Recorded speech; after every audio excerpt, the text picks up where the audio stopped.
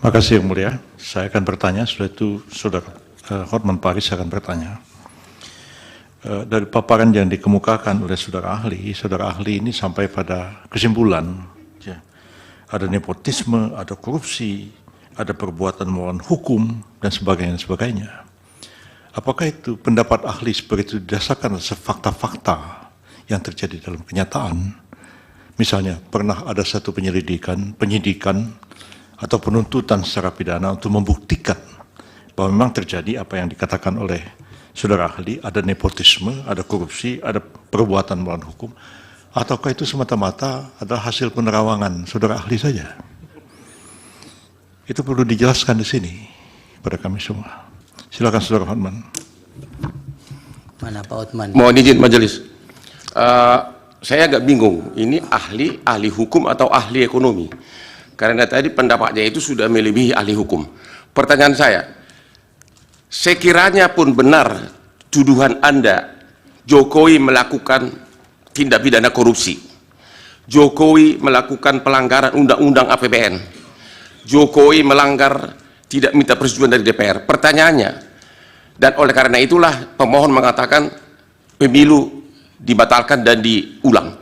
Pertanyaannya, apakah MK, Mahkamah Konstitusi, berwenang dalam putusannya menyatakan oleh karena Jokowi melanggar undang-undang korupsi, melanggar undang-undang APBN, melanggar undang-undang bansos, maka pemilu harus dibatalkan dan diulang, sementara tidak satupun pihak tersebut sebagai pihak dalam perkara ini, baik Jokowi, DPR maupun para menteri. Boleh nggak MK mengatakan itu adalah penyebab harus dibatalkan pemilu?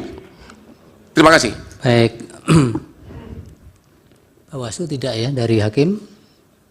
Cukup. Silakan ahli dijawab singkat. Terima kasih.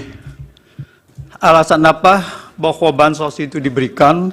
Kalau bansos itu, legalitas dari bansos adalah setelah disepakati dengan DPR. Apakah ada alasan atau tidak? Setelah disepakati dengan DPR, setelah disetujui dan diundangkan bahwa bansos itu wajib dijalankan oleh pemerintah.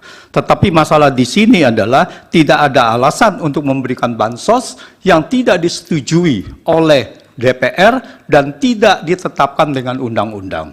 Demikian. Yang lain? Pemblokiran dilaksanakan dengan apa? Mekanisme dari pemblokiran seperti diakui oleh Kementerian Keuangan bahwa uangnya masih ada di sana. Artinya tidak dipindah dari satu unit organisasi kepada unit organisasi.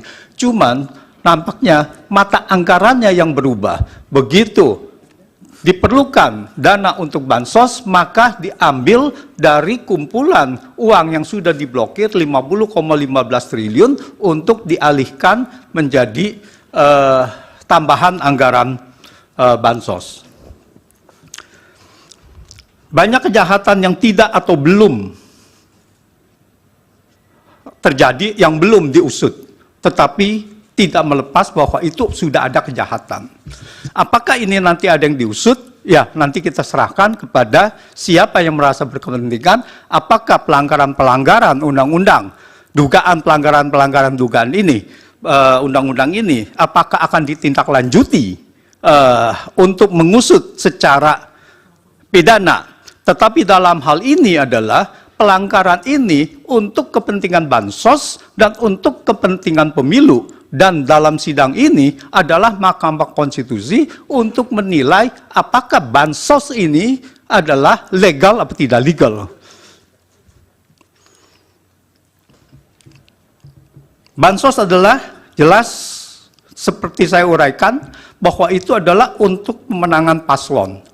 Jadi kalau kita lihat itu banyak diberikan bukti-bukti, ada lampiran, ada 40.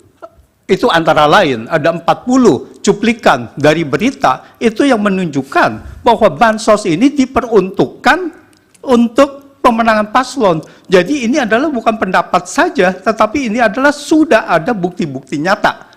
Terima kasih. Cukup. Cukup. Ya. Yang Mulia, boleh kami mengusulkan sesuatu Yang Mulia? Apa, Prof? Supaya kami ini tidak bingung saya terkait, mungkin lebih baik kuasa hukum yang menghadirkan ahli, menerangkan ahli ini sebenarnya ahli apa. Ya, itu Apakah ahli pidana, ekonomi, atau ahli nujum, atau ahli apa dia dihadirkan di sini? Kami bingung. sudah nanti kami yang menilai, Prof. Majelis juga tadi pertanyaan Hotman Paris belum dijawab. Apakah permohonan pemohon dengan tuduhan Jokowi melakukan korupsi bisa dipakai oleh MK sebagai dasar membatalkan pemilu Ya, hanya karena sudah. keahlian beliau? Belum dijawab Majelis. Ya. Tolong dijawab. Iya, tidak usah terlalu semangat.